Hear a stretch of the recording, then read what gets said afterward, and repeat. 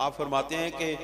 اس دور کے اندر جتنے بھی دین کے معاملات کے اندر سستی اور مداہنت کہتے ہیں دینی بغیرتی، یعنی دین کی قدروں کو مٹتے ہوئے دیکھ کے بندہ مصلحتاً خاموشی اختیار کرے، اس کو مداہنت کہتے ہیں۔ جس طرح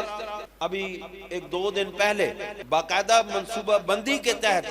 مدینہ منورہ میں حضور سرور دو عالم صلی اللہ علیہ وآلہ وسلم کے روضہ اطہر کی بے حرمتی کی گئی، اور جس مقام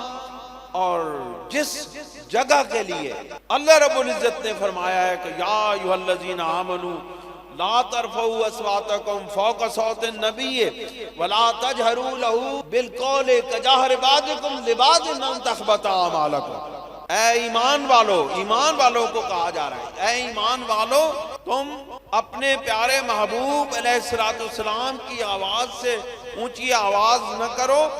اور ان کو اس طرح نہ بلاؤ جس طرح تم ایک دوسرے کو بلاتے ہو، ورنہ تمہارے اعمال ضائع ہو جائیں گے،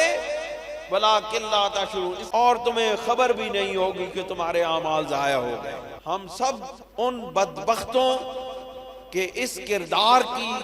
شدید ترین مذمت کرتے ہیں۔ میں بحیثیت خواجہ خواجگان سید نور محمد چراہی علیہ رحمہ کی اولاد ہونے کی حیثیت سے، اور جانشین صوفی صاحب حضرت سید مسعود الحسن شاہ سجادہ نشین آستانہ عالیہ چورا شریف کے جانشین کی حیثیت سے میں اس واقعے کی شدید مذمت کرتا ہوں، اور میں یہ مطالبہ کرتا ہوں سعودی حکومت سے کہ ایسے لوگوں کو قرار واقعی سزا دی جائے اور ایسے لوگوں کی گردنیں اڑا دی جائیں۔ اس سے کم کوئی سزا ان کے لیے نہیں ہے۔ رسول اللہ صلی اللہ علیہ وسلم کا ادب و احترام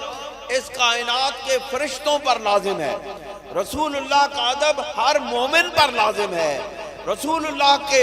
دربار پاک کا احترام ہر ایمان والے پر لازم ہے۔ جو شخص بھی رسول کریم صلی اللہ علیہ وسلم کی دربار اقدس کا احترام نہیں کرتا، اس کا ایمان سے کوئی تعلق نہیں، وہ کافر ہے، وہ کافر ہے، وہ کافر ہے۔ یہی وہ لوگ ہیں جنہوں نے ایسی فصل تیار کی ہے، یہ علماء سو ہیں جنہوں نے ایسی فصل تیار کی ہے، جیسے طارق غلیظ یہ ایسی فصل تیار کر رہا ہے کہ جو